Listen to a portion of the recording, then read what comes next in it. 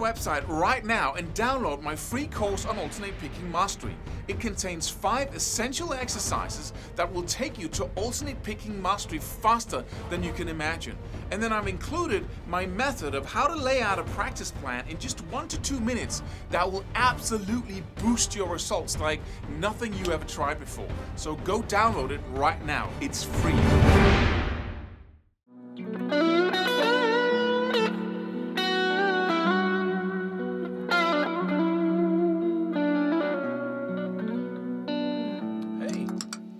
Have you been struggling, or are you struggling to learn what it is that you want to learn on this instrument? I used to do that all the time, or so it felt. And I got so used to it that it was just, the same as practicing. It was struggling, just trying to do the things I wanted to do. And it was just this feeling inside of you that just says, no, this is hard all the time. But then it suddenly dawned on me that it doesn't have to be that way. And that's what we're going to talk about in this video, how practicing becomes easy instead of a struggle. And this is something we do all the time because the brain has 3 different layers. We have the oldest reptile brain, and then we have the mammal brain, the monkey brain I call it, and then we have the uniquely human frontal lobes that are the top part of the brain. And the monkey gets to decide things that it's not capable of deciding on. It gets to say, okay, when I want to practice a song, let me just learn to play the strumming and the chords and everything at the same time, and let me try to sing as well as I'm playing it. That's what the monkey does. It says, very intelligently, it says, there's a lot here to learn, so let's take on a lot at the same time. That's what it does. The frontal lobes are able to abstract another reality. It's able to say, okay, what's the best way of learning this if we look at how the brain is constructed and how it works? Well, the best thing, because we're talking about focus is such an essential part of learning fast, that if we can focus, we can learn fast. If we can't focus, there's absolutely no way you're learning fast, because you are always focusing, but only on one. Or are you going from one thing to another, right? If you try to play a song, for instance, you have to focus on putting your fingers in the right place, then you have to focus on the strumming, then you have to focus on the rhythm of the strumming, right? Then you have to focus on whether you're holding the guitar right or not, depending on what level you're on. There's so many things to focus on.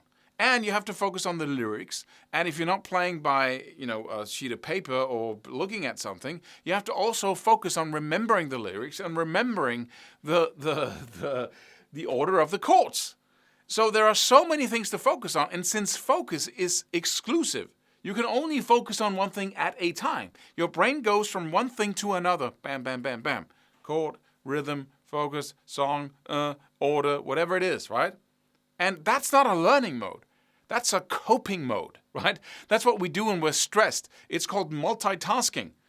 And you can't focus on more than one thing at a time, so the brain really can't learn in that state.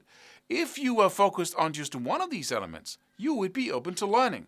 I shouldn't say that you can't learn by doing this, because most people learn in this way, and that's why it's so incredibly slow to learn. The best analogy that I have come up with is going into the ring to fight a fighter, a boxer, whatever it is, and he's like 2 or 3 times your size. And you punch your way and nothing happens because he's big and strong, and it's a struggle, right? It's a huge struggle, just like it feels when you're learning guitar in that way. But if you're persistent enough, if you can be more persistent than him, if you can keep punching and keep taking the punches, keep practicing and keep taking the frustration, going back and forth like that, that's why we all say, that's why the best advice we have given ourselves is you gotta be persistent and practice, practice, practice, baby. That's what it takes, right? You gotta practice. Just keep punching at him. Just keep being stupid and punch that big guy. Finally, you will win through. And so you can stand on that, top of the hill and be victorious. But that's just a stupid story for people who follow a strategy that makes no sense. Because what we can do when it comes to guitar is that we can take that big guy and we can divide him up into 4, 5, 6 small guys. And then we can go into the ring and say, bing, and then you punch one time and he's down. That's it. Right? Then you do that 5 times, and with no struggle, no punching in your face, no sweating for hours or months or years, You take out 1, 2, 3, 4, 5 smaller guys who's, when you put them together, is that big guy, right? Same weight class, same strength, but only one at a time. That's what focus does. So if you can take out the smallest unit of what you're trying to learn and then punch it, put it down, and it should really if you have a small enough unit, then the feeling inside gets, I can totally do that. I can learn to master that at an incredible level really fast. Just if we're looking at chords, right? You do one chord, take your fingers away. That's the smallest amount of focus. Or you could say in the beginning, I'm only going to fret one of the notes of that chord. That's an even more narrow focus. How fast can you learn to go, let me see. Back and forth. You have to go out here and back to the one note. How fast can you do 2 chords or 2 notes of the C major? How fast can you do 3? Or you can just do the 1 chord and so. But that's also you focus here, focus there, focus there. 1, 2, 3. Right? You still divide your focus. But at least that's better than trying to learn 16 chords in a song or 3 chords back and forth. It's amazing what this does. Same thing with picking. Instead of playing 6 strings, you play only 1 string in the beginning. Then you play 2 strings. All right? Instead of focusing on going back and forth, having 2 string shifts in one little exercise, you only have 1 or you have 0 because you want to learn to play 1 string. You narrow it down until you have such a small, tiny little challenge that you can just punch it and put it to the ground. So the next part of this strategy is, of course, to take the next challenge and then put that down, all the small 5 little guys. But when we're practicing, we then need to take these separate elements of, for instance, playing a song, learn the strumming pattern by itself, right? And you might even want to narrow it down and say, I'm going to learn the first 4 strokes. And what does it mean if you master it? You have to take it all the way to... Right? Instead of tapping your foot and having the rhythm be part of your body, you first learn the mechanics of moving your arm, then you introduce the foot so you can go. Right? And get that. After you've done this, you put the other part on, and that's integration. You learn each separate element, and then you integrate them. Integration takes also a little bit of time. So you have to focus on that afterwards. But when you do put all the other elements together, you will play at a level that nobody around you play. It'll take you a little longer to learn it in this way. But once you arrive at having your skills down, it'll sound like you've been playing for 5 years and other people have been playing for 1 year. Seriously, that's one of the crucial elements or the defining elements of practicing and getting all the way to the top of what you can do physically when it comes to this instrument. And you don't have to be frustrated all the way. You don't have to be that persistent because you're rewarded constantly, because you're actually getting results, right? On a short time scale here. So you don't have to, I have to be persistent. I have to struggle. I have to have courage to begin again. I have to, all of these things that we tell ourselves because it's a long journey towards the peak of the mountain. Well, if your mountain is just... and the peak is right there. Then you do the next mountain. With all of your focus, you don't see anything else. You don't get frustrated by all the other things you could learn because you have that narrow, racer-like focus and you carve in and you punch that little guy in the face and he's down, in a second. Sorry for the violent analogy, but that's how it feels. Once I started realizing this and I just narrowed my focus down, I even learned alternate picking without moving my left hand.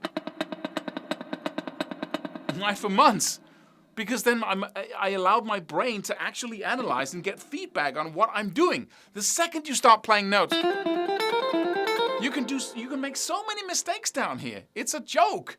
But you don't hear those mistakes because it's muddied up. As you focus on notes, the right hand is just allowed to make all kinds of inaccuracies and mistakes, and no feedback is running back to your conscious mind because your conscious mind is busy looking at the left hand.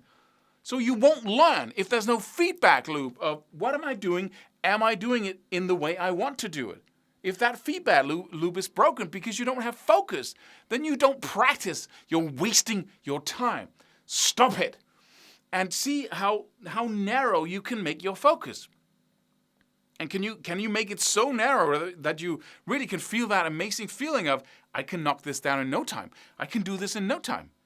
And that gives you confidence, because if you can knock one guy down in no time, then you can knock the next guy down in no time, and the next, and the next. And suddenly you're not struggling with motivation anymore. You're not struggling with anything. You're just practicing and building your skills pleasurably with results along the way all the time. No more struggling. No more going the long way to the peak and practicing, and focusing on self-discipline and endurance and blech, right? Just do the most intelligent thing. Make sure the monkey brain isn't controlling and directing your practice sessions. Use the frontal lobes instead and act intelligently. If you like neoclassical metal or just classical music, we have a really cool program out right now, brand new, that you should go check out. I'm not going to waste time telling you about it because there are trailers on the page that you can watch. So click the link below this video. And don't forget to put today's strategy into action, to do something with this, because if you're not doing anything with it, it's just been entertainment, like the news or other things that we watch without actually doing anything about it. Subscribe for more free videos. Do it. Do it now. Do it.